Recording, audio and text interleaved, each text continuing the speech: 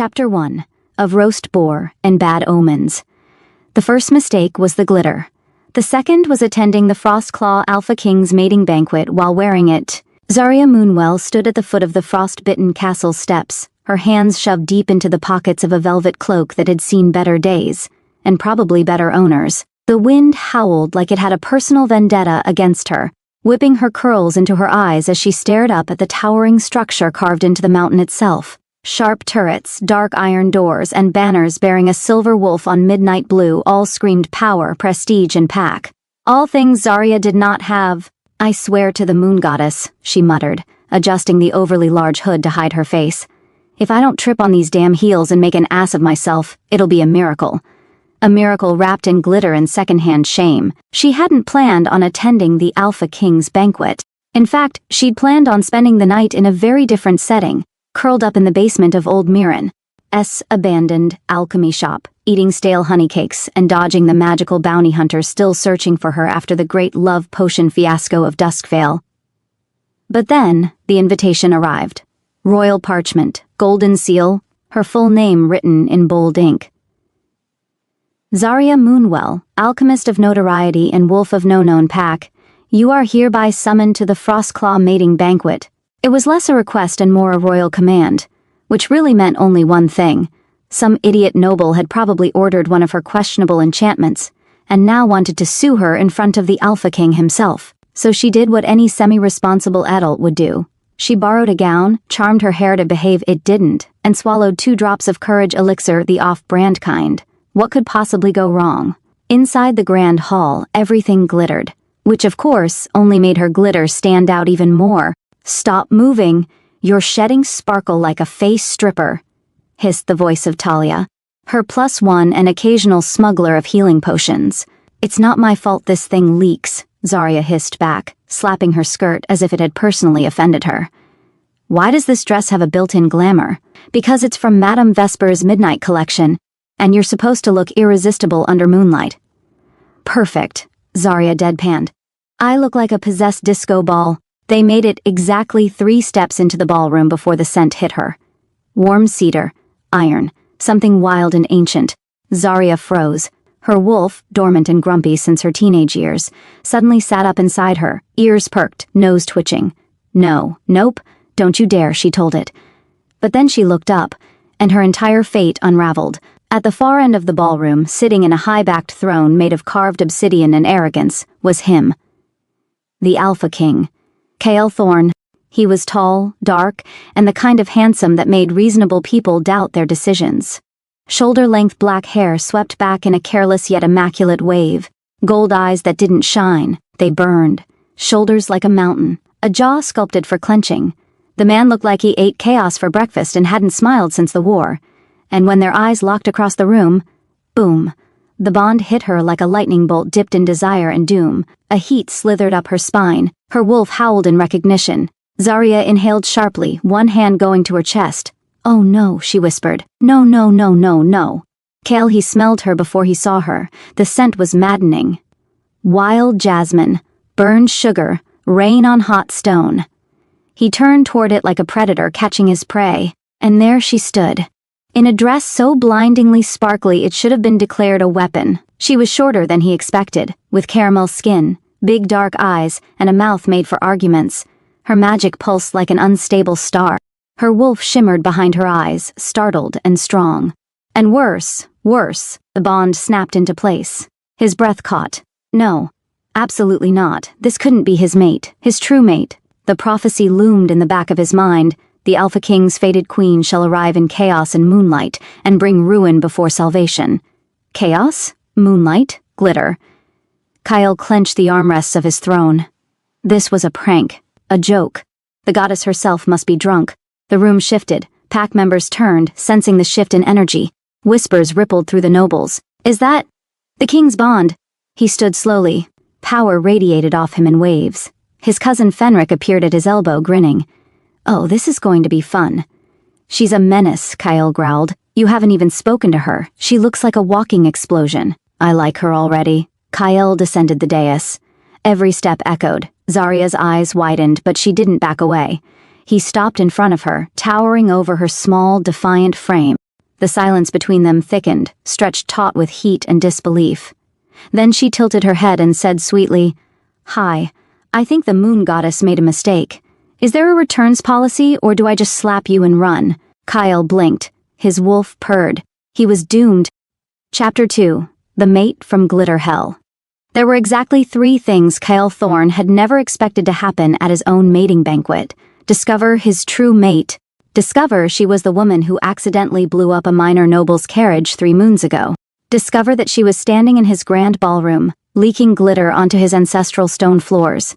Kyle stared down at Zarya Moonwell, the mate bond singing in his blood like wildfire, and clenched his fists so hard he felt the bones strain. His wolf was pacing, smug and satisfied, already accepting her, claiming her. But Kyle's mind screamed in protest. This woman was trouble. She practically reeked of it, wrapped in a dress that sparkled every time she breathed, and eyes that danced with mischief even as they narrowed suspiciously at him. "Are you going to say something?" she said, breaking the silence between them with a casual toss of her curly hair. "Or are you just going to glare at me until your eyebrows fall off?" The crowd around them gasped. Kyle's eye twitched. "You are my mate," he said finally, like each word was dragged from the depths of hell. Zarya folded her arms, unfortunately. The crowd gasped again. Someone dropped a goblet. A servant fainted, possibly from the glitter inhalation. Kyle took a slow, measured breath. "You will show proper deference when addressing your Alpha King." She blinked. Then she burst out laughing. Full-throated, shameless, ringing laughter that echoed off the vaulted ceilings like a slap in the face. "Oh, deference," she said through giggles. "That's rich. Did you want me to curtsy before or after you glared at me like I just insulted your wolf's tail?" Kyle looked like he was about to spontaneously combust. Fenric appeared at his side again, trying and failing to hide his smirk. "I think she's delightful. May I keep her if you don't want her?" Kyle growled low in his throat. Zarya, unbothered, turned to Fenric. "See? This one has manners." She turned back to Kyle. "Your Majesty, I regret to inform you that this situation is clearly a mistake. I will be filing a formal complaint with the Moon Goddess, effective immediately." "You think you can reject the bond?" Kyle said, voice sharp and incredulous. "I know I can," she said smugly. "I've done it before." That made him pause. "You've rejected the mate bond before?" She shrugged. "Once or twice. It's a long story. Usually ends with someone crying and me leaving town. I don't recommend it." Kyle narrowed his eyes. "This bond is different. Sacred. Permanent." "So is a bad tattoo," Zarya said. "Doesn't mean I have to keep it." That time, even Fenric laughed aloud. Kyle's jaw was locked tight enough to crack molars. His wolf raged against his control, howling in his head. "She's ours. Claim her. Bind her. Take her." But Kyle had spent his whole life resisting fate. His father had been a slave to the mate bond. His mother had died when Kyle was young, and the Alpha had wasted away, leaving the throne to a boy who had to learn to survive without weakness. This bond? This woman? She would be nothing but weakness. And yet... Kyle's eyes dipped, just for a second, taking her in. The way her mouth curled with defiance. The hint of worry behind her eyes she tried to mask with sarcasm. The sheer life that poured off her like sunlight and wildfire. Something inside him shifted, not acceptance, but curiosity. Dangerous, deadly, tempting. Zarya had met many arrogant men in her life. She had hexed most of them. But the Alpha King? Oh, he was a new breed of brooding, cold, tall, built like a marble statue sculpted by someone in a very bad mood. If he glared at her any harder, his eyebrows might actually catch fire, which, she had to admit, would be hilarious. Her heart hadn't stopped racing since the moment their bond had clicked into place, an electric current threading through her bones and blood, whispering mine. But she wasn't about to let some ancient magic ruin her carefully curated plan of not being tied to anyone, especially not a grumpy monarch with issues. She needed to find a way out. Quick.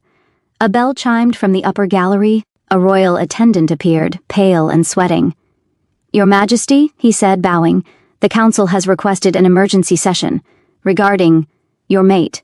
"Oh, I'm popular already," Zarya said cheerfully. Kyle didn't even glance at her. "Fine. Have the Hall of Accord prepared." Zarya opened her mouth. Kyle turned sharply. "You're coming with me. And not part of your little wolf club. You're my mate. And my accident. Fenric leaned in, stage whispering to her. "Can best just go along. The council gets twitchy when people argue in public. Last time someone was challenged to a duel over a scone." Zarya blinked. A scone?" He nodded solemnly. "Mooberry. It was a dark day." Kyle swept past them toward the arched doorway that led deeper into the mountain palace. After a moment, Zarya sighed and followed, muttering under her breath. "This better not involve another magical oath or blood sacrifice. I just got my nails done." The chamber was long and round, lit by floating lanterns and lined with towering statues of ancient alphas. 13 council members sat in crescent formation, all staring at her like she was a particularly confusing riddle. At the head of the chamber, Kyle stood straight and severe. Zarya slouched beside him, arms crossed, fidgeting with the fabric of her sleeves. Elder Maelric cleared his throat. "Alpha King, it is the judgment of the council that you and your mate must undergo formal bond evaluation." Zarya blinked. "That's a thing?" "Yes," Maelric said gravely, "a 3-moon process. Mandatory bonding rituals, shared training, emotional alignment tasks, cohabitation." Zarya choked. "I'm sorry, did you say cohabitation?" Kyle growled. The elder didn't flinch. "To validate the bond, you must live together, eat together, sleep." "Absolutely not," Kyle said. At the same time, Zarya shouted, "You can't be serious!" "Refusal," Maelric said calmly, "would be seen as rejecting the will of the goddess, and the bond may spiral into instability. You could endanger the pack." Kyle's jaw worked. Zarya groaned. "You people are so dramatic. I'm not a time bomb. I'm just a slightly explosive, mostly harmless magical citizen with a tendency toward accidents." Silence. Then Fenric muttered, "So a time bomb, then." Maelric banged his staff. "It is decided. You will move into the royal quarters at once. The first bonding ritual begins tomorrow night. May the moon bless you." Zarya turned to Kyle. "So, guess I'm moving in." Kyle stared at her like she was a contagious disease. "I will have the east wing prepared. I call the big bed. I will take the floor." "Oh no," she said with a wicked grin. "If I have to live in your ice palace, you're suffering too. We're bunking, big guy." She turned to the council, gave an overly dramatic bow, and added, "Thank you all for this deeply traumatic experience. I'll be sure to make the most of it." And then she walked out, glitter trailing in her wake. Chapter 3, Roommates from the Moon Goddess's Worst Joke. Zarya Moonwell had imagined many outcomes in her life. Magical bankruptcy, accidental explosions, perhaps one day owning a dragon-sized teapot. But this? Living under the same roof as the Alpha King? Sharing a home and possibly a bed with Kyle Thorne, the most terrifyingly broody man to ever growl through his sentences? This was beyond even her worst-case scenario. "I hope you're aware," she said as the double doors to the Royal East Wing opened with a slow, ominous creak, "that I sleep diagonally, hog all the covers, and sometimes kick in my sleep. It's not personal, it's a survival instinct." Kyle did not respond. He merely stepped aside, muscles tense, jaw locked as if he were being led into a torture chamber instead of his own luxurious quarters. And to be fair, judging by the disgusted look on his face, he probably thought it was. Zarya stepped inside and was instantly hit by the scent of cedarwood and cold iron. It was like walking into a snowstorm carved into stone. The suite was massive, with vaulted ceilings, thick fur rugs, a fireplace crackling with blue flame, and tall arched windows that offered a breathtaking view of the moonlit cliffs. And in the center of it all, one enormous bed, wolf-sized, big enough to fit 4 alphas and a few regrets. "Oh wow," she said. "This place is aggressively masculine. I feel like the walls might start growling at me." "They don't," Kyle said without inflection. "Only the floors bite." She gave him a sidelong glance. Was that a joke? Did His Majesty Glowerpants just attempt humor? He ignored her and walked to the dresser, pulling open a drawer and grabbing a stack of folded tunics with the kind of precise fury only someone trained in military discipline could manage. Zarya flopped backward onto the bed with an exaggerated sigh. Glitter puffed into the air like fairy dust. Kyle stared at it in horror. "Stop shedding. It's part of my charm. You look like a deranged snow globe. And you look like someone's emotionally constipated uncle." There was a long pause. Zarya propped herself on her elbows and raised a brow. "What, no royal comeback?" Kyle's nostrils flared. You are insufferable. True, but unfortunately also yours. She pointed between them, the bond crackling like static. Can't argue with destiny. I plan to try. Zarya let herself fall back into the furs, biting her lip to stifle a laugh. It had been a very long day. Public humiliation, magical fate hijinks, political threats, and now cohabitation with a walking thundercloud. Honestly, she was exhausted. Her wolf stirred inside her again. That presence had been restless ever since the bond had activated. Where once she'd felt only flickers of her inner beast, now there was a pulse, steady, strong, and annoyingly interested in her new alpha roommate. He's strong, her wolf whispered. He's insufferable, Zarya thought back. He smells like safety. He smells like tax problems. Still, lying in his bed, their bed, surrounded by the rich scent of his power, something strange curled in her chest. A tug, a thread. Not desire, not yet, but awareness. Heat prickled under her skin. Kyle wasn't looking at her, but he didn't leave the room either. Instead, he stood by the fireplace, arms crossed, the fire casting gold along his cheekbones.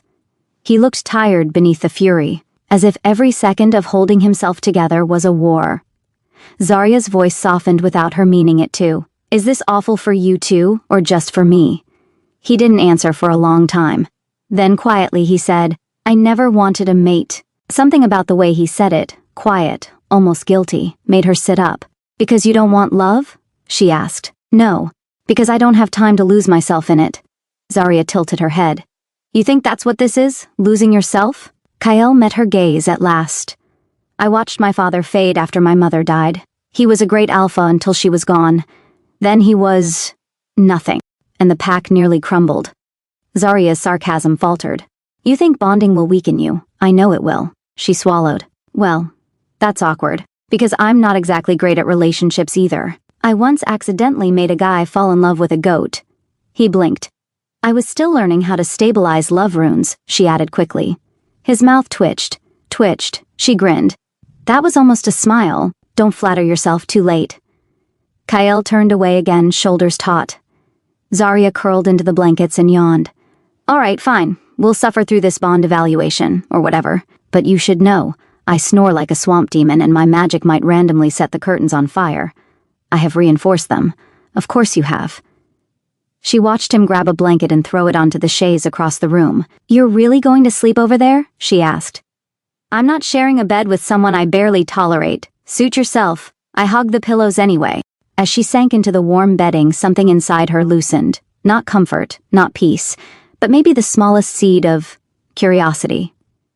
What would it feel like, she wondered, to let go, to try? To see if this terrifying, growly, maddening man could become something more than fate's mistake? Later that night, Zarya woke to the sound of pacing. She blinked against the moonlight filtering through the curtains and sat up. Across the room, Kael was walking back and forth in front of the fire, silent but clearly agitated. She rubbed her eyes. What now? Did I snore that bad? He stopped. I can't sleep. Why? He hesitated.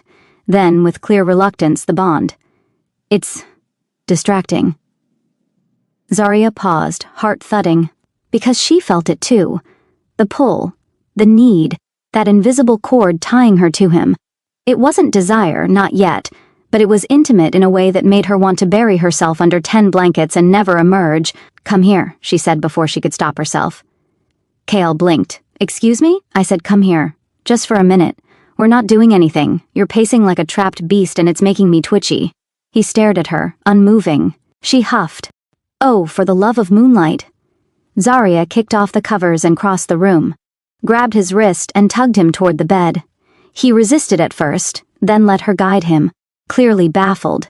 They sat on opposite sides of the mattress, tension between them like a live wire. Zarya took a deep breath. Look, I don't like this any more than you do, but I think our wolves are going to keep bugging us until we at least stop fighting it. Kael looked at her, eyes narrowed. You're proposing a truce. I'm proposing a temporary ceasefire. Until the bond evaluation is over. He nodded once. Fine.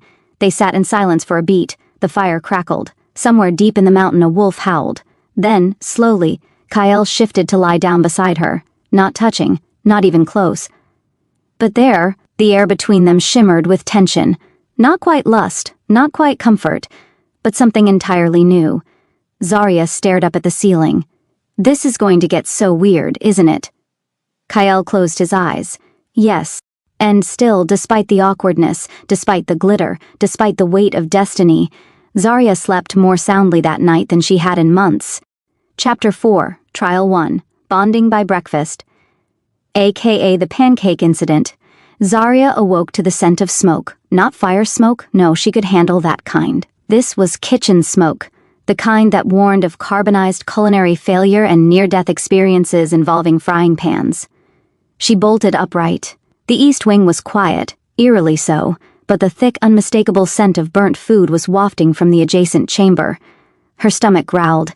She hadn't eaten since the mating banquet fiasco. Her last meal had been 3 bites of an overly sauced venison tart and a spiked moon fruit cocktail that probably explained why she'd agreed to cohabitate with the Alpha King in the first place.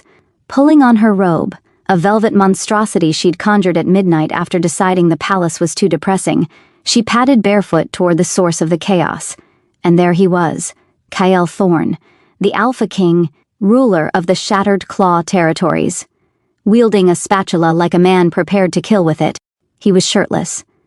Zarya's brain short-circuited for a moment, not because she was impressed she was a little impressed, but because the Alpha King had scars. Not dainty poetic lines either. These were thick, brutal reminders of past battles. One sliced diagonally across his back. Another marred the skin over his ribs. His skin was a canvas of survival, and seeing it without the usual royal armor made something twist sharply in her chest. "He's not what you thought," her wolf murmured. "Shut up," she muttered back. Kyle hadn't noticed her yet. He was glaring at a skillet like it had insulted his bloodline.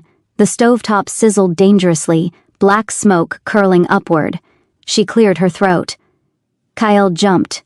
Just a little. Enough to make the spatula clatter. "Breakfast," he said stiffly, as if that explained everything. Zarya looked past him to the scene of devastation. A scorched pan. 3 completely unrecognizable pancake corpses. Something that might once have been sausage, and a bowl of batter with a wooden spoon sticking out like a drowning victim's last hope. "You cooked?" "I am capable of basic sustenance preparation," Kyle said, deeply offended. Zarya snorted. "You murdered these pancakes." He scowled. "It's the first bond trial." She blinked. "What?" He pointed to the kitchen wall where a glowing scroll hovered magically, displaying the council's official decree, Trial 1, Domestic Harmony. Objective, share a meal prepared together. Conditions, mutual cooperation.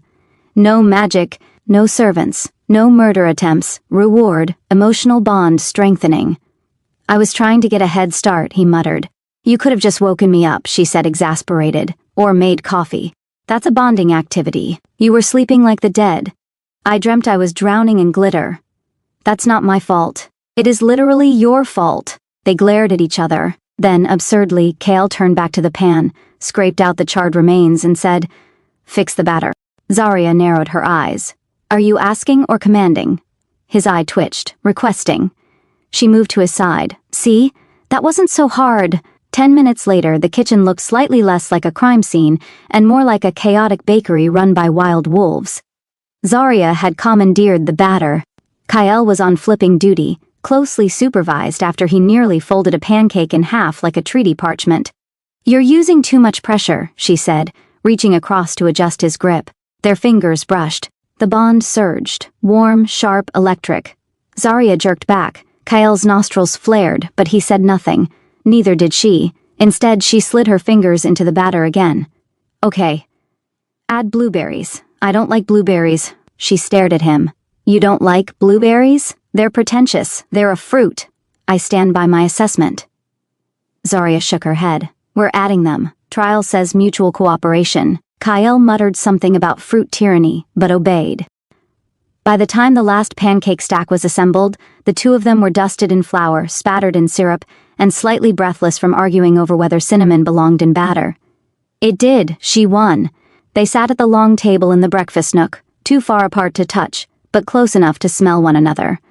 Kyle had surprisingly neat table manners. Zarya, on the other hand, ate like a wolf who hadn't seen a meal in days. "I thought you didn't like blueberries," she said when she noticed him chewing thoughtfully. He gave her a grudging look. "They're tolerable, in this context. You're welcome." They ate in silence for a while, It was weirdly domestic, weirdly nice. Zarya caught herself smiling and immediately stopped. Nope, not doing this. Don't start thinking he's charming. He still called me a snow globe. When Kyle finished his plate, he leaned back slightly. The council will send a watcher soon, to confirm we completed the trial. Zarya rolled her eyes. So what, they peek through windows and raid our teamwork? Essentially. That's creepy. He didn't argue. They sat there a moment longer. Then Kyle said, "You didn't burn the eggs. You're welcome again. And thank you for the help." Zarya blinked. "Wait, did you thank me?" He looked pained. "Don't make a scene. Oh, I'm framing this moment. I want it etched into palace stone. You are the worst mate the moon goddess could have chosen, and you, glorious Alpha, are the grumpiest man I've ever met. But you make a mean pancake, eventually." He shook his head, but there was the faintest curve at the corner of his mouth. Not a smile, not yet. But close. The observer arrived at noon, a pale, wispy woman named Selena, wearing all white and holding a clipboard like it was a holy weapon. Zarya hated her immediately. Selena didn't smile. She didn't speak until she'd made 3 full circles around them, muttering to herself and scribbling notes. Kyle endured it with royal stoicism. Zarya twitched with every judgmental hum. "Trial 1 assessment complete," Selena said finally. "Pancakes acceptable. Cooperation level moderate. Evidence of friction high. Bond integrity active but unstable." Zarya raised a hand. "Define unstable." Selena peered over her glasses. "Your aura is erratic. His is repressed. The bond threads fluctuate. You may begin trial 2, which is?" Kyle asked. Selena handed over a scroll and vanished in a puff of judgment. Zarya unrolled it and read aloud. "Trial 2, the shared past. Objective, reveal 3 personal truths to one another before moonrise. Conditions, no evasions, no lies, physical proximity required. Reward, strengthened emotional clarity." Kyle groaned. Zarya laughed. "Oh, this is going to be fun." Chapter 5, 3 truths and a growl. The scroll lay on the table like a loaded weapon. 3 truths, no lies. Physical proximity required. It sounded simple, even harmless, but Zarya knew better. Truth was the most dangerous magic of all. Kyle stood a few feet away, arms crossed, shoulders rigid. He hadn't said anything since reading the decree aloud, but his silence spoke volumes. He'd rather face an invading pack than sit down and talk about his feelings.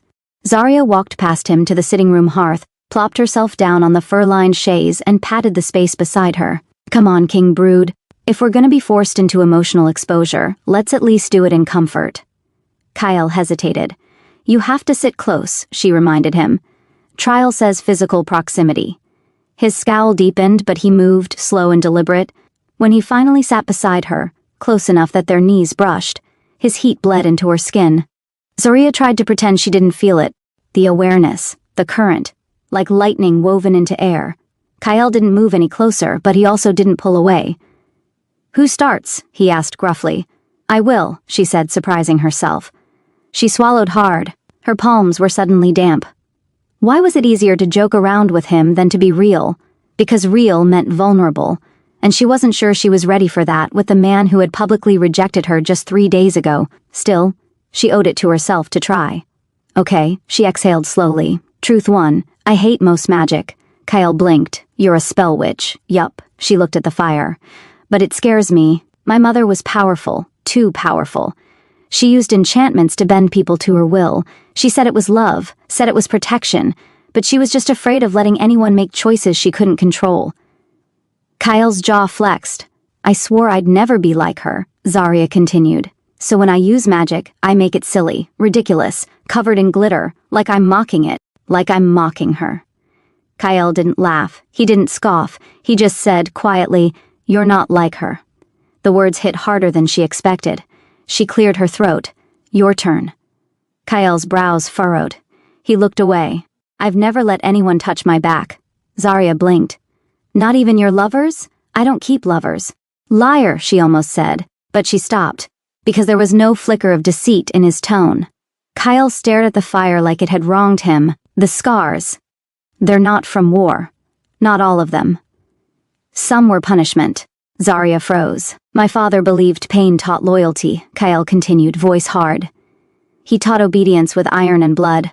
I took the throne when I was 17. The night I challenged him, he dislocated my shoulder and tried to kill me. Zarya's breath caught. Gods. I won, he said simply. But I don't forget. Not the pain, not what it turned me into. Zarya reached out before she could think better of it. Her fingers brushed the ridge of a scar at his ribs, just beneath his tunic hem. He stiffened, but didn't move away. "You're not your father," she whispered. Kale turned to look at her. His eyes, ice blue ringed in gold, searched hers with something aching behind them, and just for a moment, something in him softened. "Your turn," he said quietly. Zarya dropped her hand and laughed nervously. "All right, second truth, I'm not good at this." "And Tate what?" She gestured between them. "Intimacy, bonding, letting people matter. I use sarcasm like armor. I turn everything into a joke. Because if I let anyone in, they'll leave. Or worse, stay long enough to see how broken I really am." Kyle didn't blink. "You're not broken. And please, I'd know, he said, "and recognize my kind." Silence. And then, because the tension was threatening to overwhelm her, Zarya cracked a smile. "Also, I once turned an ex's clothes into singing underpants. Every time he got mad, they performed a tragic operetta." Kyle stared. Zarya shrugged. "And I regret nothing." He shook his head. "You are completely unhinged. Thanks." "My second truth," Kyle said, tone dipping low, "is that I've never slept beside anyone, not in the same bed, not even for warmth. But last night..." He didn't finish. Zarya's heart stuttered. She leaned in, just slightly. "Last night?" He looked at her, eyes flicking to her mouth. "I didn't hate it." Her breath caught.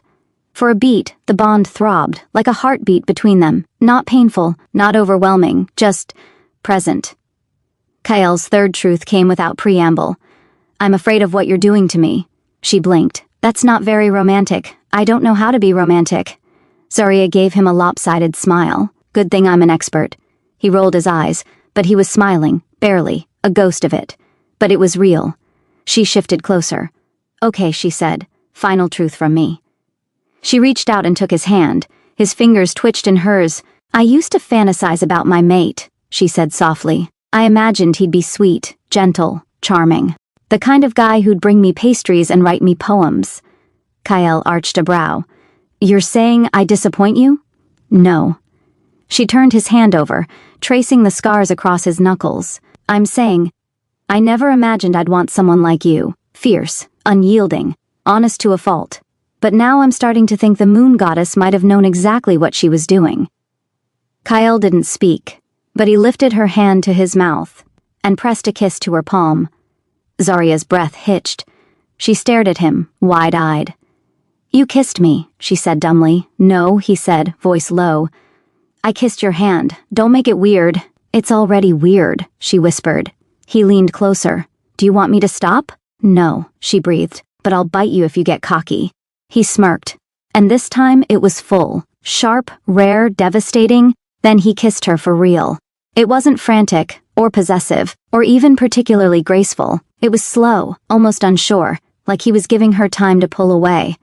But she didn't. She kissed him back with all the fire and fear she'd been holding in for days. Her hands slid into his hair. His grip tightened at her waist. Their bond flared, hot, electric, and hungry. When they broke apart, they were both breathing hard. Kyle's forehead rested against hers. "We should stop. Probably." He didn't move. Neither did she. The fire crackled behind them. Outside, the moon was rising, and for the first time since fate had yanked their lives sideways, Zarya didn't want to escape. She wanted to stay. With him, Chapter 6, Pack Politics and Pillow Wars. Zarya awoke warm, not just physically, though Kyle's body heat had apparently replaced her need for blankets, but with a strange, unfamiliar comfort that pooled in her chest like honey. Her head rested on his shoulder. One of her legs was tangled over his. His arm, solid, warm, scarred, was draped protectively across her waist, fingers splayed as though even in sleep he refused to let her go. She didn't move, didn't dare, because if she moved, the magic of the moment might snap. And Zarya was just starting to admit how much she wanted it. He stirred, just slightly, enough to turn his head and nuzzle his nose into her hair with an unconscious softness that made her throat tighten. "The Alpha King nuzzles," she thought faintly. "This is valuable information." "Are you awake?" she whispered. He growled. Debatable. She smiled into his neck. We have to get up eventually. No, we don't. You're the ruler of 7 provinces. I'm technically a hostage wife. We definitely have responsibilities. Kyle cracked one eye open. And you're enjoying this too much. Sanai enjoy making your life complicated. That's mutual. Zarya snorted and tried to shift away, but Kyle's arm locked around her waist. Stay, he murmured. Her heart stuttered. You want me to? He opened both eyes now. His gaze was serious. Sanai don't like waking up alone. The admission was quiet. Stark. Zarya stilled. "'T'okay," she said after a beat. "In 5 more minutes." They stayed for 20. Later that morning, the magical parchment arrived with an unnecessary burst of gold glitter. Zarya suspected a bored scribe somewhere was just trying to show off. Kyle unrolled it with a grunt and read aloud, Trial 3, Present Unity in Political Tension. Objective, appear before the Pack Council to settle the land dispute with the Ravenborns. Conditions, mate must be visibly at Alpha's side. Public affection encouraged. Reward, Pack confidence. Political stability. Possible mutual arousal. Zarya choked on her tea. Mutual arousal? Kyle sighed. Council humor. Ignore it. Oh, I'm framing this scroll. He rubbed his temples. We leave in an hour. The High Council Pavilion wasn't located within the palace, but rather nestled deep in the Grove of Judgment, an ancient, sacred forest with silver-barked trees and whispering leaves that had witnessed centuries of inter-pack disputes, alliances, and bloodshed. Zarya rode beside Kael on a black gelding named Maelstrom. She had to admit, it was hard not to feel a little majestic with her cloak trailing behind her, and the wind teasing her curls into wild spirals. Still, she was nervous, not just because she'd be facing the council again who were about as warm as tax auditors with spears, but because she was now expected to publicly play the part of a loving mate to the very alpha who had once rejected her. Her wolf was smug. Her rational brain was screaming. When they reached the clearing, the other council members were already assembled. Representatives from all 9 allied packs, including the elder alphas, a few sharply dressed diplomats, and... Oh great, Zarya muttered. The Ravenborns brought Thistle. Kael's brows furrowed. The Beta's daughter? The one who tried to hex my cloak off during my apprentice trials, Zarya said through clenched teeth. She thinks my magic is showy and undignified. Kyle gave her a sidelong glance. It is showy. She elbowed him. You like it. I didn't say I didn't. Don't flirt with me in public, she hissed. I'll combust. You're doing that without help.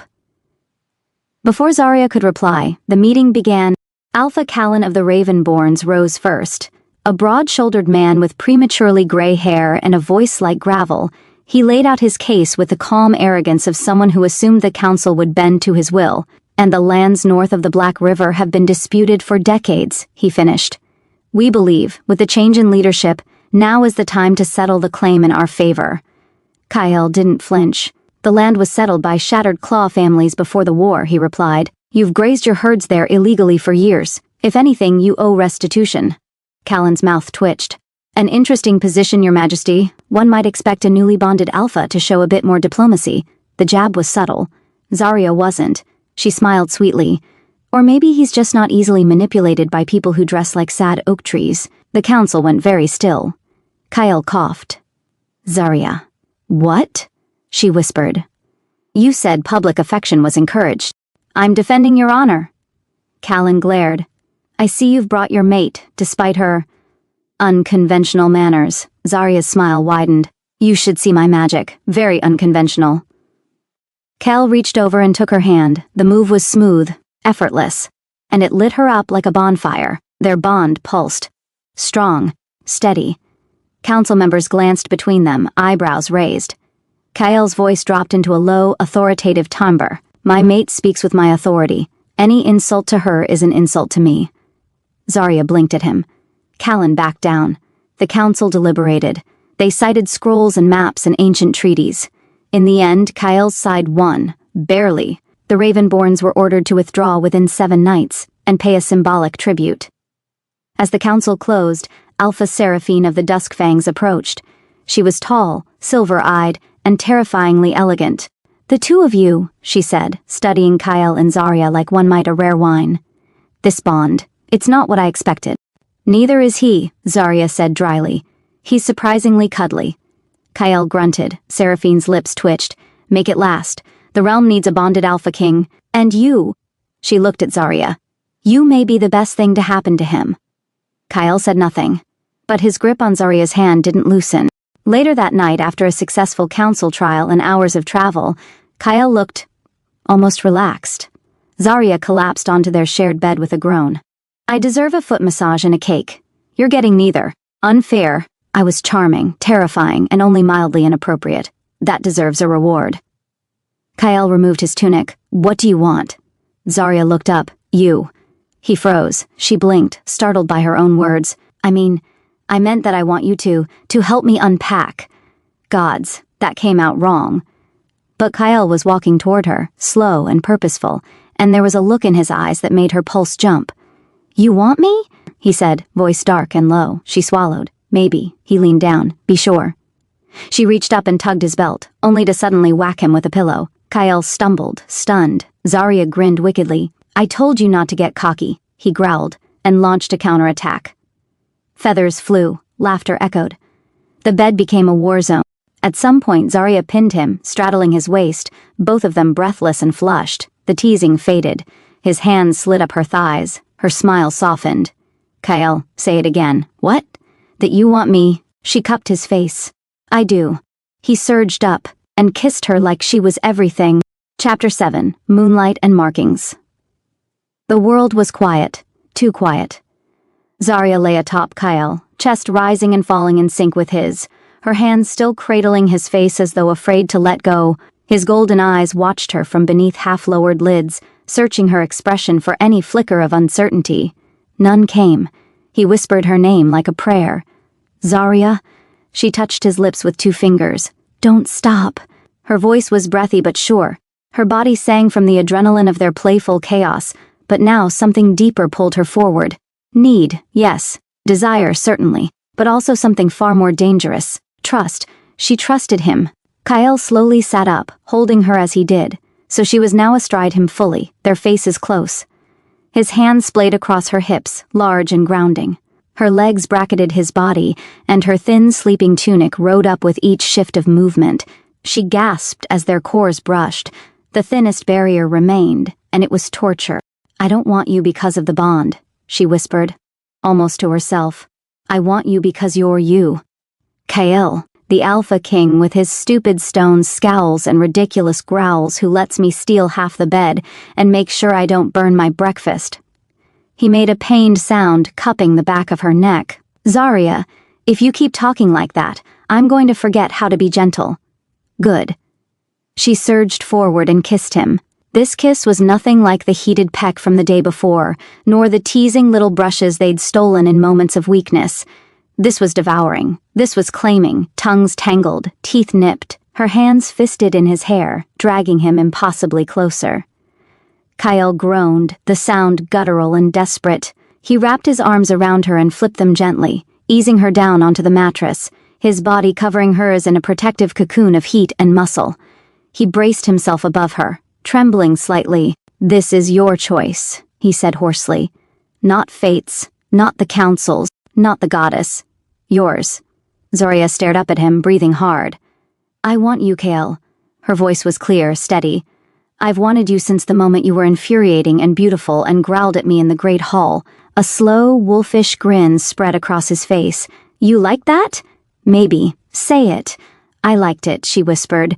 He growled again, lower this time just for her, and dipped down to kiss her collarbone, trailing his mouth across her skin. Her back arched instinctively as his teeth grazed the spot above her pulse. The bond pulsed between them like a second heartbeat, wild and electric. Zarya gasped when his hands slid beneath her tunic, exploring the soft curves of her waist, her hips, the sensitive line beneath her ribs. Her body responded eagerly, skin prickling wherever he touched. Kael, shh, he whispered against her sternum. Let me take my time. I've waited long enough to taste you. Her tunic was the first to go, pulled over her head and discarded on the floor. Kael went still, his gaze raked over her with reverent hunger, like a starving king offered his first meal. Goddess, he rasped, you're everything. Zarya flushed. You're staring. I've dreamed of this." He didn't lunge, he didn't rush. Instead, he kissed her again, slower this time, mapping her mouth with purpose. His hands slid to her breasts, thumbs teasing her peaks into aching attention until she whimpered beneath him. Then he moved lower, trailing his lips down her stomach, across the valley of her hip, until he reached the place between her thighs. Zarya froze. "Kale." "Let me," he murmured. "Let me worship you." And he did. He coaxed her open with fingers and mouth, lips dragging against her heat until she was clutching the sheets and crying out his name. Her climax crashed through her like a breaking wave, violent and raw and utterly consuming. By the time he rose over her again, she was trembling. She reached for him with shaking hands, tugging at the waistband of his trousers. "Your turn." He undressed quickly, revealing the chiseled lines of his chest, the rigid length of his desire. Zarya's eyes widened. "Oh, goddess." Kyle smirked, but his eyes burned. "You can still say no." "Get over here, your majesty," she said, dragging him down. Their bodies aligned perfectly. He slid into her slowly, agonizingly, each inch stretching, filling, until he was seated fully within her. They gasped together, the bond between them blazing with a force that nearly knocked the air from her lungs. Kyle stilled, his forehead pressed to hers. "You okay?" She nodded, breathless. "You feel like home." His heart skipped. He began to move, rhythmic, patient, deep. They found a tempo that matched their racing hearts, their gasps and sighs harmonizing in the candlelit darkness.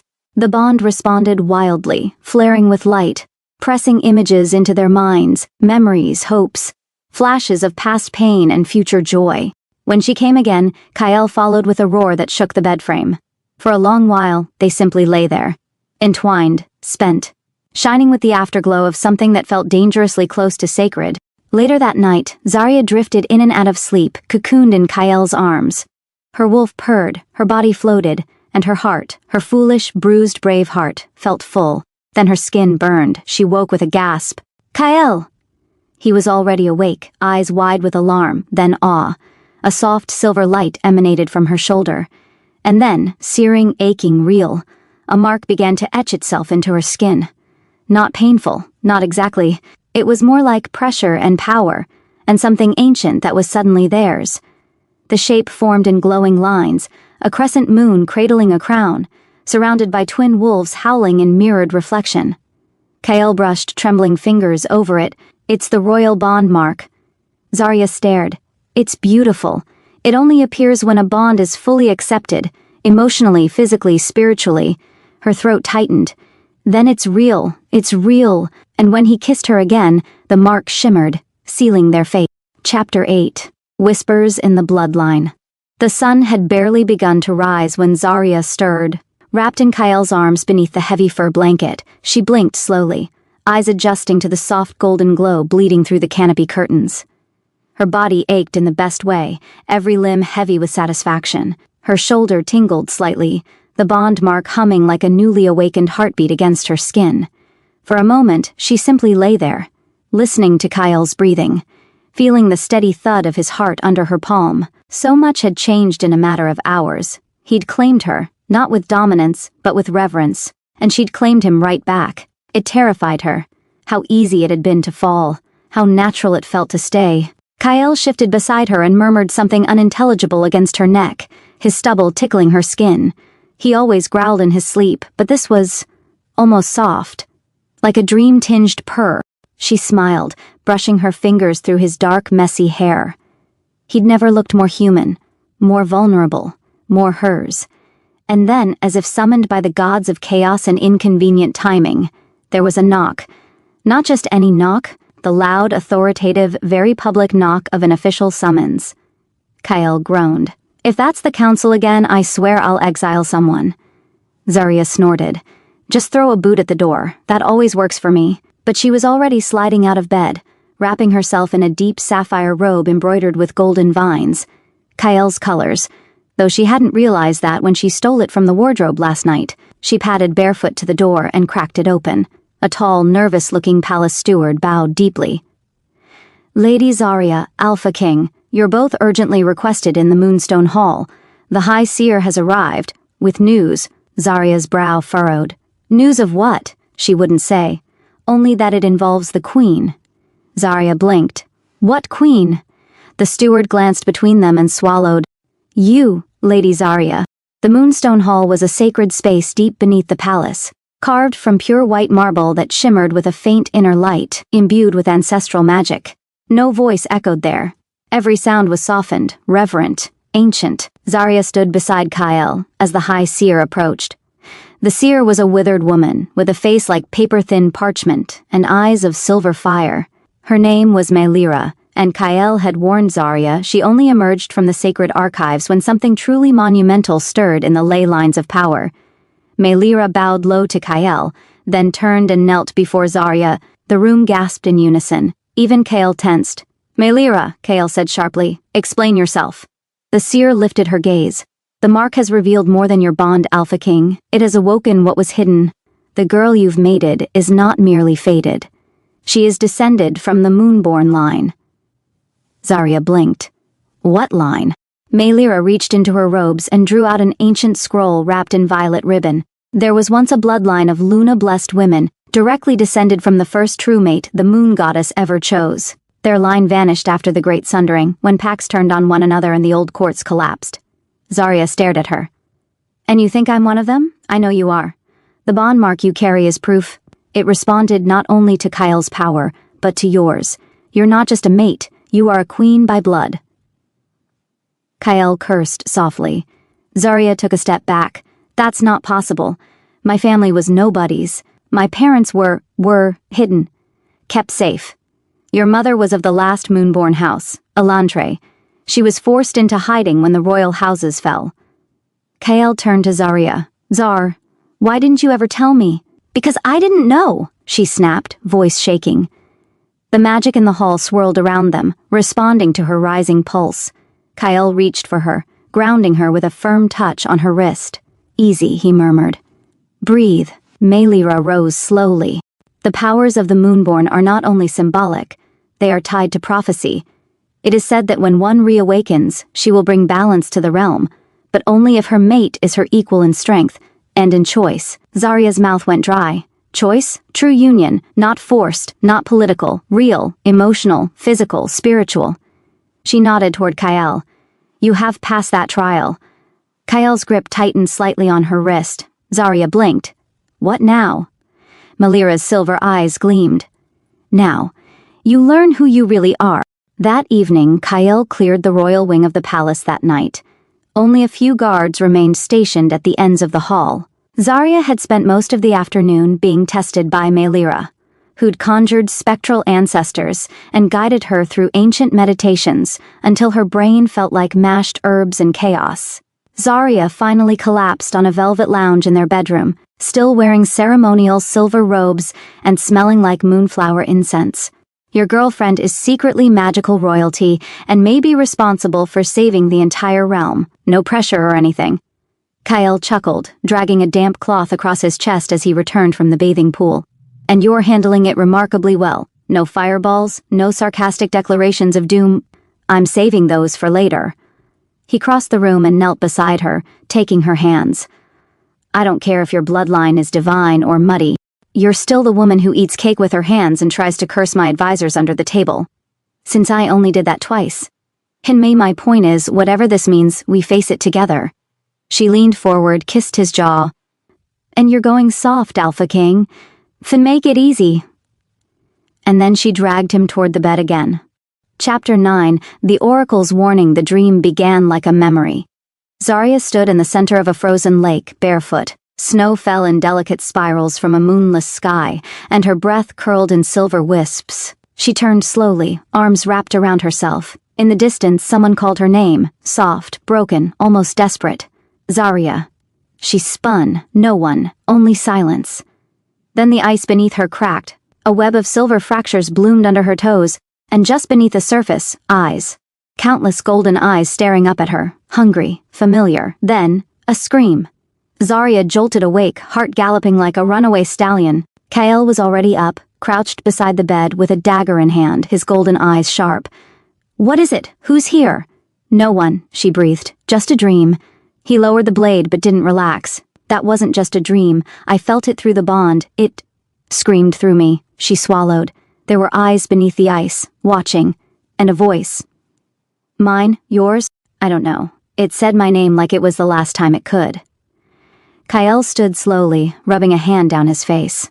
This place is charged. The oracle is coming at dawn, right? Maybe the old magic is bleeding into your sleep. Zarya nodded faintly but couldn't shake the cold lodged deep in her bones. She had never feared her own dreams before. The oracle was unlike anything Zarya had expected. For one, he was young, maybe early 20s. His skin was ash gray, his irises pure white, and his robes made of twisted silver thread that glimmered like frost. He had no shoes. His bare feet whispered across the ancient stone floors of the Moonstone Hall like mist. Alpha King, Moonborn Queen. He bowed low. I am Severian, Oracle of the Old Path. I was summoned by the seer, and by something older than even she. Kael didn't blink. What do you see? Severian turned his eerie gaze on Zarya. I see a queen with a bleeding crown. Zarya's throat tightened. What does that mean? It means, Severian said softly, that what lies ahead will not only challenge your reign, but your bond. You think fate chose you two to rule? No, it tested you to see if you could survive. Kael's fists clenched. Zarya crossed her arms. Just say it. The oracle blinked slowly. There is a shadow coming. One bound to the bloodline you did not know you possessed. A rival Moonborn, hidden, angry, and betrayed. Zarya's lips parted. There's another one? Severian nodded. Your cousin, to be precise. Exiled, raised in the ruins of the East. She believes the goddess chose her, and she means to kill you and take your place at Kael's side. The words hit like a slap. Kael growled low. Let her try. No, Severian said. If she marks Kael, wounds him under the right moon, your bond could be broken. The magic is fragile still. The mark must settle. Zarya stepped forward. What do we do? Severian smiled, and it wasn't comforting. You become what you were born to be. Not just Kael's mate, not just a sarcastic warrior, but a queen the world fears and adores in equal measure. He reached into his robe and pulled out a pendant, a silver crescent moon laced with obsidian vines. This belonged to your mother. She bound part of her magic to it. You'll need it when the time comes. Zarya took the pendant, trembling. Kael stepped beside her, taking her free hand. We'll face it. Together. Severian's expression softened. Then, perhaps, you'll survive. Later that night, the sky was overcast, and a cool wind hissed through the royal balcony. Zarya stood wrapped in one of Kael's long tunics, the moon pendant heavy on her chest, her fingers tracing the carvings. Kael came up behind her, shirtless, wearing only loose linen pants. His skin glowed in the candlelight, golden and warm. Your shoulders are tight, he murmured. She smirked. Thanks for the update, Captain Obvious. He chuckled, sliding his hands along her arms. You're tense. I can help. Do you know how to give massages, Your Majesty? I know how to use my hands. She raised an eyebrow. Prove it. And he did. He led her back into the bedroom, dim with firelight and thick with the scent of cedar and pine. He eased her onto the edge of the bed and knelt behind her, gently pulling the tunic off her shoulders. His hands, warm, strong, reverent, began to knead the knots in her back. Zarya moaned low. You're alarmingly good at this. I aim to please. He brushed his lips across her shoulder blade, just beneath the bond mark. This still feels hot. It feels. She turned her head. Is it supposed to? He hummed. Means the magic's still anchoring. Want me to help it? How? His gaze darkened. With touch. She didn't need to answer. The bond flared as her wolf surged forward, desire curling low and urgent in her belly. Kael lifted her carefully, laying her flat against the sheets. Let me worship you again. And he did. This time, slow, intimate. Their bodies moved in a sacred rhythm, skin to skin, heartbeat to heartbeat. He kissed her like he wanted to memorize her. She kissed him like he was the last man she'd ever want to touch. Their lovemaking was less hunger now, more claiming, more connection. The world could end outside their chamber and they wouldn't care. When she came undone beneath him, Kael buried his face in her neck and followed with a raw groan. I love you, he whispered, like it hurt to say it. Zarya's breath caught, but then she whispered back, I love you too. And the bond flared with light. Chapter 10, The Exiled Heir. 3 days after the Oracle's warning, Kael's warship crossed into the mist-bound territory of the Eastern Wilds. The ruins of Moonhall Fortress, once the shining jewel of the Moonborn dynasty, rose like broken teeth above the cliffs. The tower's spires were shattered, half swallowed by moss and roots. Black-winged ravens circled the jagged crown of the main citadel, and the air was thick with a tension Zarya couldn't name. Like the bones of the land remembered bloodshed. She stood at the prow of the ship, cloaked in ash-gray furs, her hair braided in the old Moonborn style by Malira herself. The silver crescent pendant sat warm against her skin. Behind her, Kael stood like a shadow of carved flame. Cloaked in onyx armor, sword strapped across his back, his golden eyes scanning the horizon. "They say this place was cursed," he murmured. Zarya's voice was low. Maybe it still is. The ship docked at the edge of a rotting harbor where ghostly mist clung to the water like memory. The wind was still. Too still. Zarya took the first step ashore. Within the ruins, Moonhall wasn't abandoned. That much was clear the moment they passed the broken gates. Flame torches flickered in hollow sconces. Banners, threadbare and torn, fluttered faintly on the wind. A low drumbeat echoed from somewhere deep in the crumbling keep. "She knew we were coming," Kael said. Zarya nodded. "She's waiting." As they passed beneath the arch of the main hall, the temperature dropped. The marble floor was cracked and scorched. Blood sigils had been scrawled along the walls in Old Tongue. Zarya's wolf bristled in her chest, alert. Then a voice sliced through the silence. "Well, well. Cousin." Zarya turned sharply. At the far end of the grand chamber stood a woman draped in midnight silk and bones. Her hair was a mass of dark coils woven with silver threads, and her eyes glowed violet, the same unnatural hue as the storm Zarya had seen in her dreams. The woman descended the steps slowly, with regal grace. "So, you're the one the goddess chose instead." Kael stepped forward. "You must be Calyx." The woman smiled, baring fangs. "And you must be the Alpha King my family swore would one day be mine." Zarya scoffed. "Dream on, Dracula." Calyx chuckled. "Oh, she's sharp. I like her already." "But you have no idea what you've walked into." Zarya drew herself up. "Then explain it. Right now." Calyx's eyes narrowed. "My mother was the rightful heir to Moonhall. When the royal houses fell, she hid me in these ruins while your mother fled west and married a butcher's son. She gave up our birthright to live in shame. She kept me safe," Zarya snapped. "She kept you ignorant." Calyx spat, stepping closer. "Do you even know what the Moonborn power is? What it can do?" Zarya's grip on her pendant tightened. "I know enough." "Then you know," Calyx hissed, "that we can break bonds, we can undo fates, and I mean to take back what was stolen." Her gaze snapped to Kael. "I don't want your throne, Alpha King. I want you. I want the magic that runs through your veins, and the chance to restore my house with a child of divine blood." Kael stepped between them. "You'll touch her over my dead body." Calyx smiled sweetly. "As you wish." And then the shadows attacked. From the ceiling, from the floor, from the air itself, dark wolves erupted, twisted, corrupted creatures with silver scars and glowing violet eyes. Zarya and Kael moved in unison. Kael unsheathed his sword in a single fluid motion, slicing clean through the first two beasts. Zarya ducked beneath a swipe, rolled, and summoned a blast of white fire from her palm. Magic fed through the pendant, her blood, and something older. The hall lit up in silver light. Calyx screamed from her perch. "So the fire wakes in you at last." Kael was surrounded. Zarya could barely keep count of the beasts closing in, and her chest screamed with each surge of power she pushed outward. Then she saw one of the wolves leap for Kael's neck. No, not the bond. "Kael!" She threw herself between them and screamed. The magic inside her erupted. Not fire this time, moonlight, blinding, raw, and holy.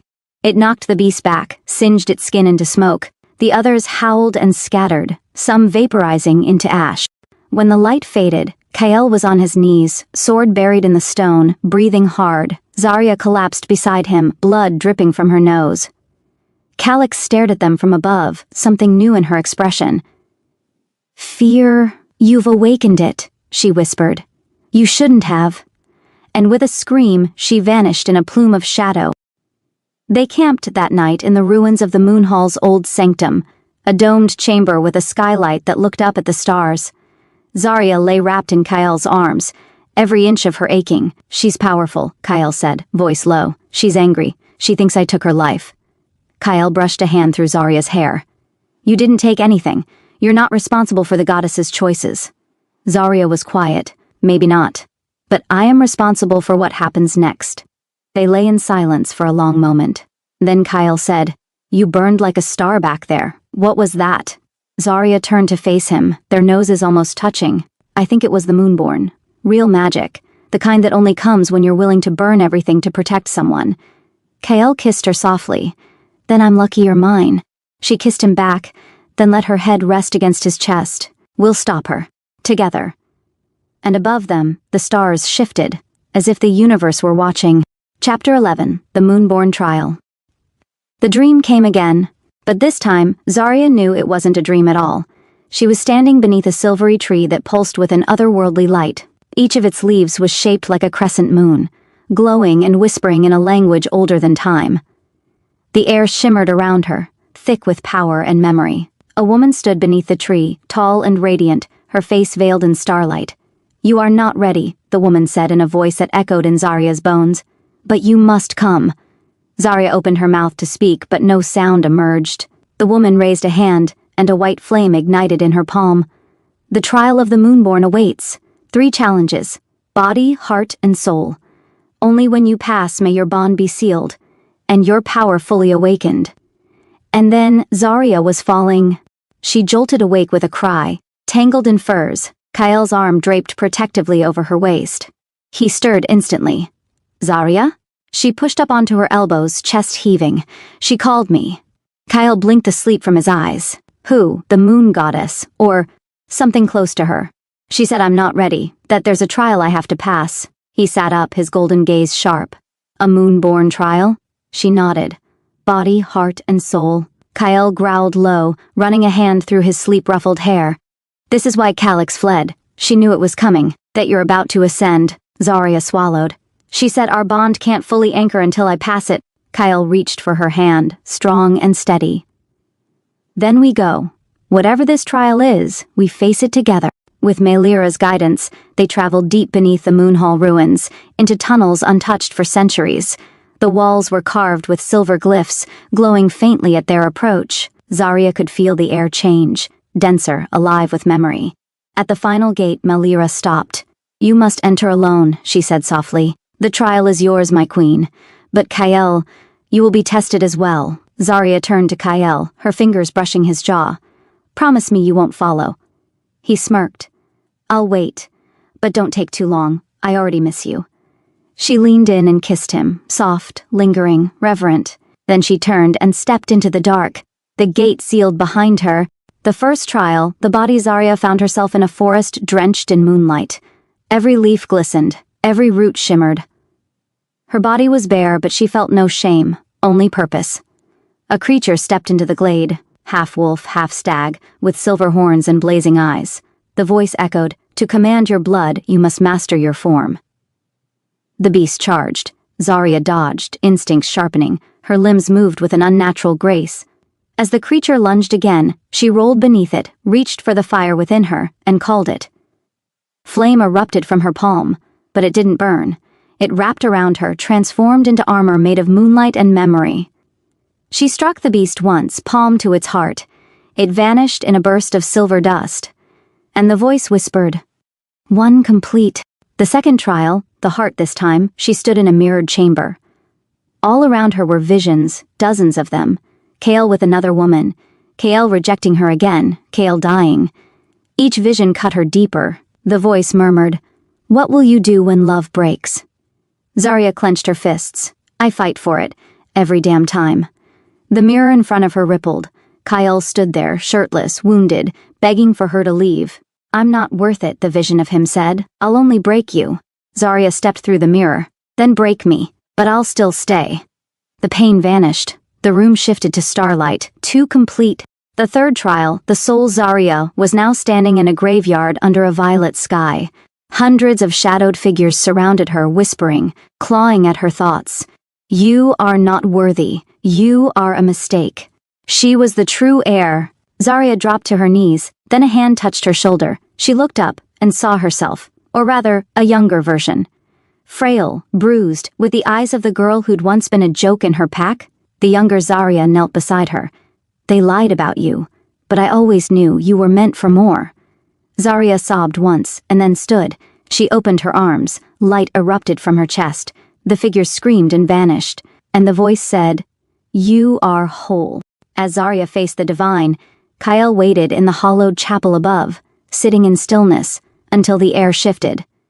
From the shadows a massive white wolf emerged, eyes glowing like stars. "You are not her equal," the creature said in a voice both beast and god. "You are strength, she is fate. Do you believe you are worthy?"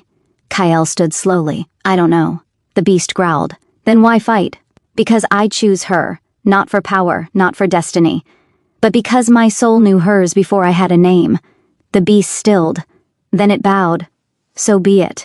The bond, completed when Zarya emerged from the depths, her skin was glowing faintly, her hair longer, her irises now a pale silver rimmed with flame. Power rolled off her like mist. Kale rose, struck silent. "Zarya." She stepped to him slowly. "It's done. I passed."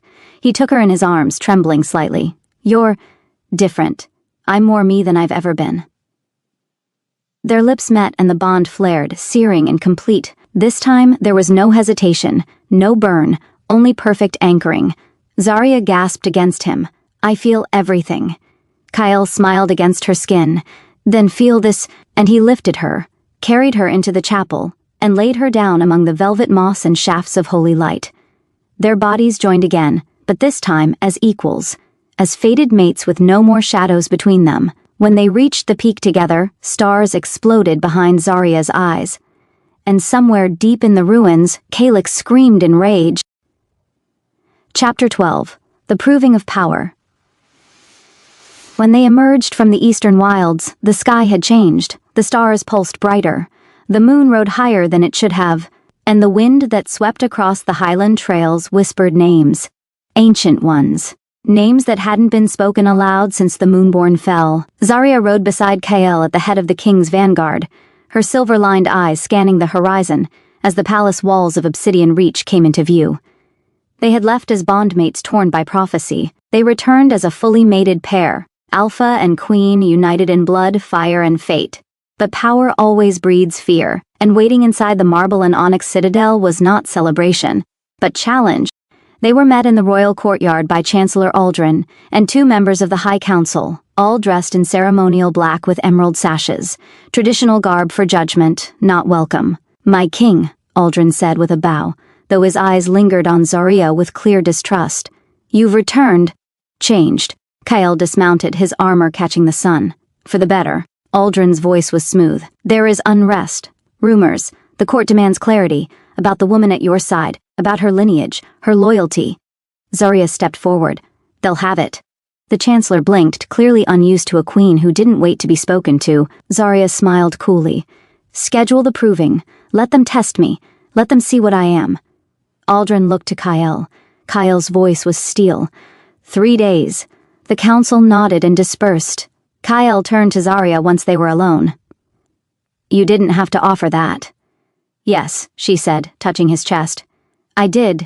That night, Zarya and Kyle walked the Moonstone Garden, a sacred place in the palace where royal bonds were once sealed beneath moonlight. Zarya wore a dark velvet cloak, her hair loose and wild, still glowing faintly at the ends from the magic she'd awakened. Kyle was bare-armed, his royal crest inked freshly over his heart, a symbol of submission to the bond. "They don't want me," Zarya said softly. "They fear you," Kyle corrected. "Because they know if they fail to control you, you'll rise anyway." Zarya turned to him. "Do you fear me?" He stepped closer, brushing his lips to her brow. "No. I worship you." A breeze passed between them. Then she whispered, "Then stay with me tonight, not just in my bed, in my skin. I want to feel you after everything. No politics, no war."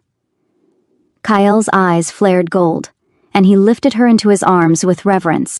In the Shadow Queen's chambers, unused for over a century, they made love by moonlight. This time, it was not frantic or fevered. It was slow, intentional.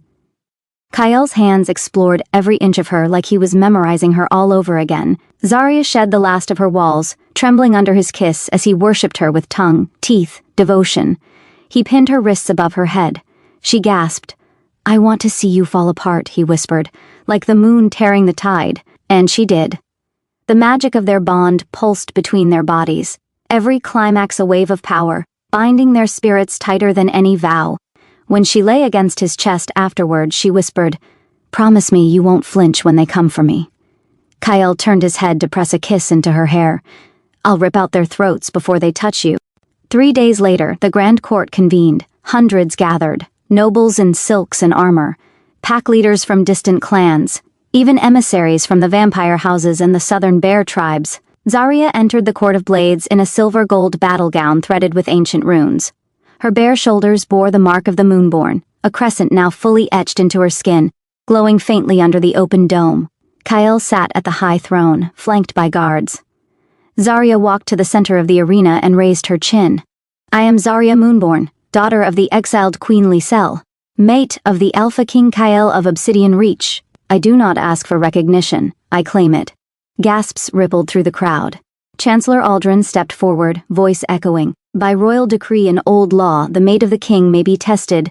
If she fails, she may be stripped of bond, title, and standing." Zarya didn't flinch. "Then test me." The trials of the court trial 1, Combat. She faced 3 elite warriors in the ring, 2 alphas and a royal omega trained for speed. Zarya met them with blade and fang. She didn't just win, she commanded. Her wolf form erupted mid-duel, ethereal and luminous, silver-furred with golden eyes. Her final strike was a blinding blast of flame-laced moonlight that dropped all 3 warriors to their knees. Trial 2, Wisdom. Elders questioned her on lore, diplomacy, prophecy. She recited the hidden laws of the Moonborn, gave counsel on treaty balance between vampire and wolf, and challenged the Chancellor's interpretation of pack succession rights. By the end, even the oldest in the room sat in stunned silence. Trial 3, Bond. Here, the court's cruelest challenge. They brought forth an enchanted blade, one that would break false bonds. Kyle stepped forward, shirtless, chest rising with fury. "She will not be cut." Zarya touched his face. "Let me prove it." She lifted the blade, sliced her palm, blood flowed, silver and bright, the bond blazed. Kyle roared, overwhelmed as power flooded the room like a storm. Nobles collapsed. The blade shattered, and the sky above cracked with thunder. The goddess herself had answered. Kyle descended from the throne, lifted Zarya into his arms before the entire court, and knelt, not in submission, but in reverence. "This is your queen," he said. "Deny her, and you deny me." The court, one by one, bowed. Some with fear, others with awe. But all with certainty. Zarya was no longer just the Alpha King's mate, she was his equal. And her rise had only just begun. Chapter 13, The Return of the Exile. The capital of Obsidian Reach had not slept since the proving word of Zarya's triumph had swept through the territories like wildfire. Some hailed her as a blessing reborn, others as a harbinger of upheaval. No matter what they believed, one truth now stood unshaken. The Moonborn Queen had returned. But while the kingdom buzzed with whispers and ceremony, Zarya felt a growing tension beneath her skin, a chill in the wind, an ache behind her eyes. Something had shifted when the sacred blade shattered in her hand. Something woke up. She hadn't told Kyle yet, but she could feel it breathing beneath her ribs, a shadow born from the past, and it carried a name she hadn't heard since she was a child.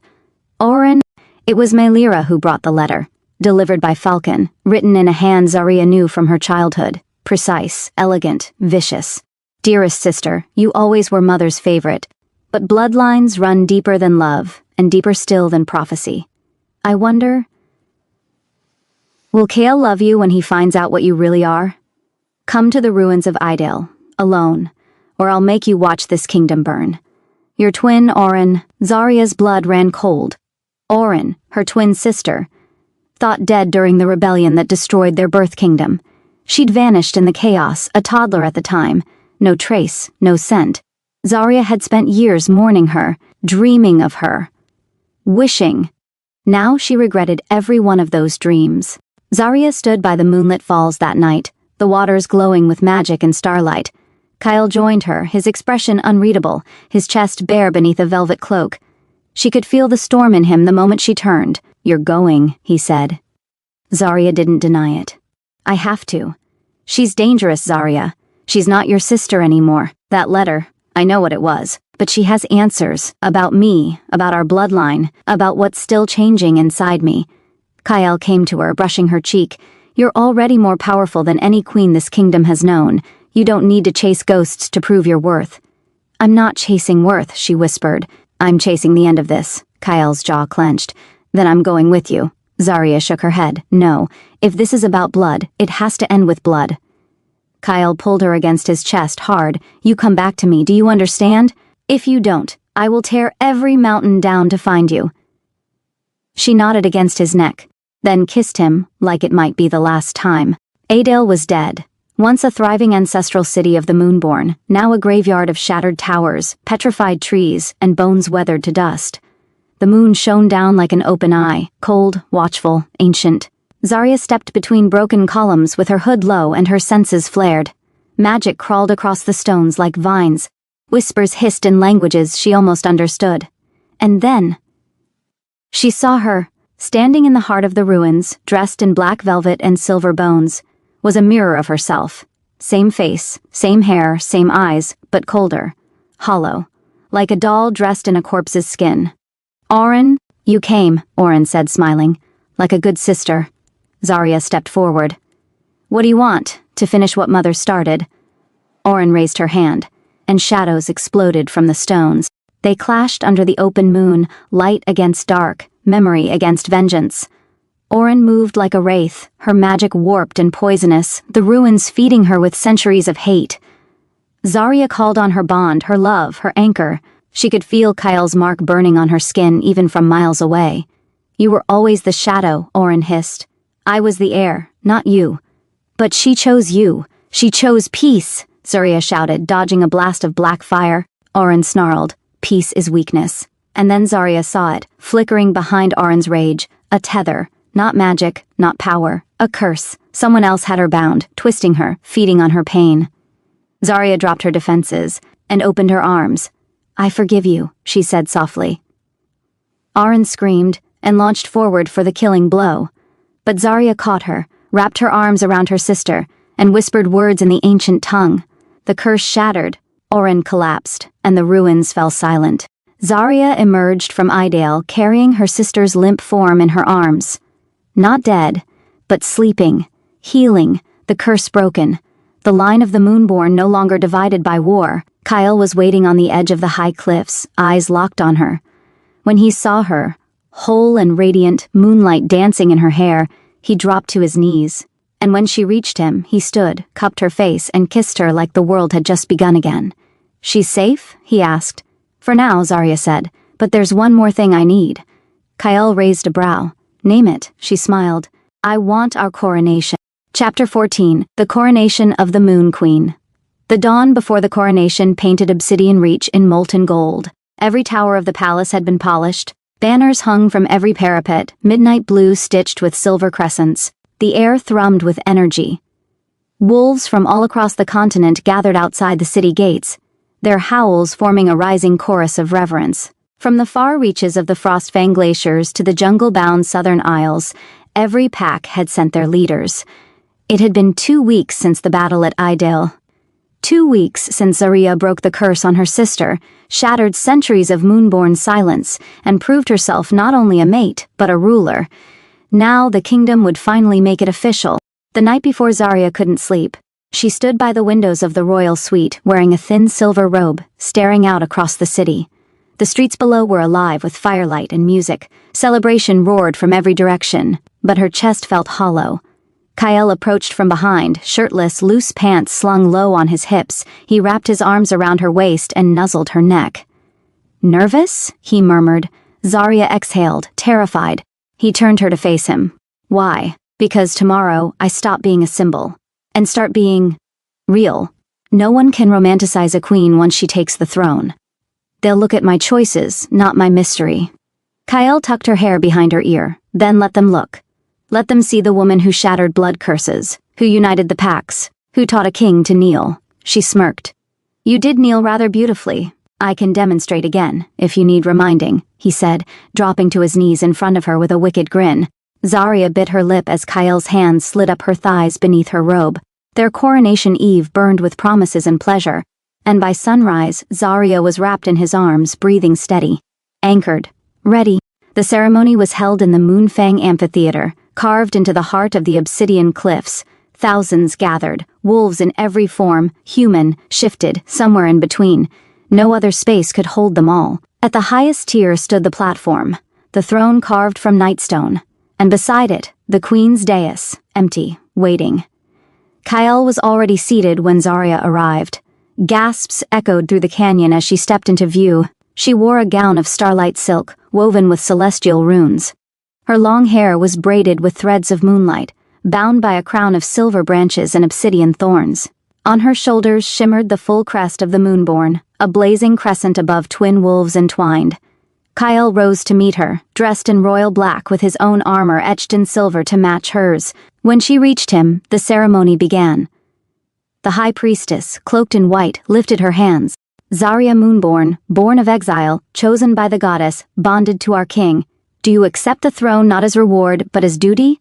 Zarya's voice rang clear. I do. Will you lead with tooth and tenderness, with law and instinct, with strength and mercy? I will. The priestess held out the twin circlets, the moon crowns. Zarya and Kyle lifted them together and placed them on each other's heads. Magic erupted.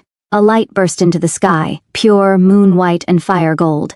Wolves shifted mid-howl. The earth trembled beneath their feet. Every mark of the goddess burned on their skin, and every pack from rogue to royal dropped to one knee. Long live the Moon Queen.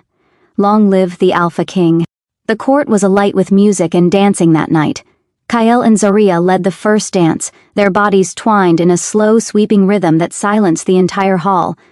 Her crown caught the firelight. His hand never left her waist. Every turn spoke of unity, of passion earned the hard way. After the fifth song, Zarya pulled Kyle toward the balcony overlooking the city.